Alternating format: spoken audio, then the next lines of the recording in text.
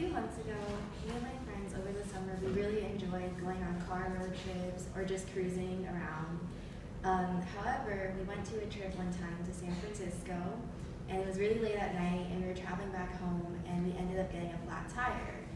Now, although there was 5 of us in the car, not a single one of us even knew how to change a tire, and we ended up getting stuck in a really bad neighborhood and having to wait a long time for our insurance company to come and rescue us. So after that experience, I made it a priority for me to learn how to change a car tire on my own. This experience showed me that as young adults, we hardly think about how vital it is to know how to do simple things like changing a car tire. Especially when you first get your license, that's like one of the last things you want to think about. I think it's because with balancing school, work, friends, and family, it's really hard to learn how to make time to do physical things like this on your own.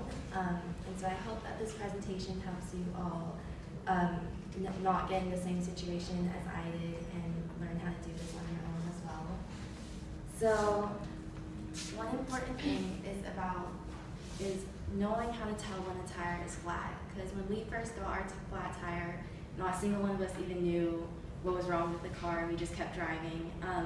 And it's really important to know when your tire is flat, because if you don't properly change it, then it'll start to ruin the rim on your wheel, or the wheel could actually fall off when you're driving. So to tell when it's flat, you will hear a warping noise when you're driving, and then the steering wheel will begin to shake and swerve out of line. So some tools that are required in order to change the tire are gloves, because there are spikes on the rims that could cut you easily. A spare tire, obviously. And then also a jack, which is this thing right here.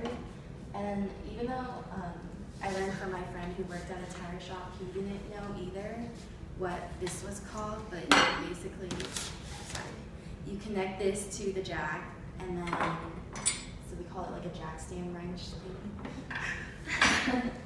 And then also a lug wrench, which is this thing right here, and you attach this to the lug nuts to loosen them on the tire. So these are the main tools that you will need when changing a car tire, and most of this can all be found in the trunk of your car where the spare is located. But if you have a truck or SUV, then the tires are usually located on the outside of the car, underneath the car. So step 1, first you have to locate the ridges that are underneath the car, right next to the tire. So this picture is kind of blurry, but these 2 ridges are where this part goes.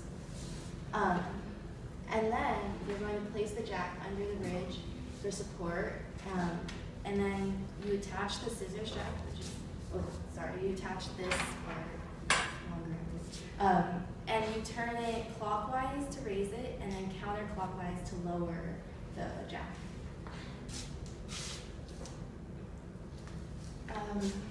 So after you place the jack, it's really important to know that there's not an imbalance, and make sure that it is aligned properly, and then you can begin raising the car. So you're going to want to raise it about 2 to 3 inches off of the ground. It's kind of hard to see, but yeah, let's raise it there, all the way up. And you always have to keep in mind that you're going to have to put a full tire underneath that once you take that off. So you have to raise it up pretty high.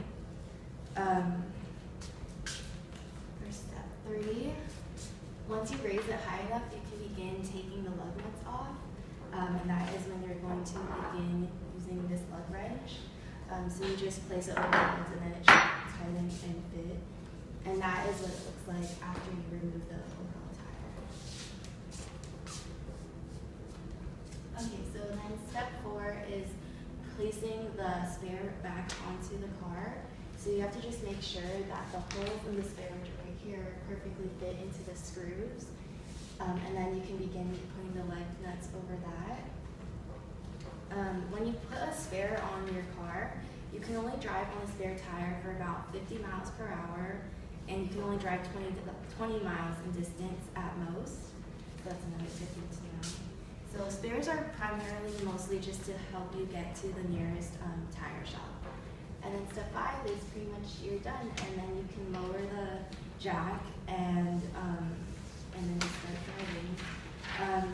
So car tires can be very complicated, and instead of just being dependent only on your car insurance company like me and my friends were, I hope that this helped you learn how to change the tire on your own for future references, and also to avoid certain circumstances of being stranded.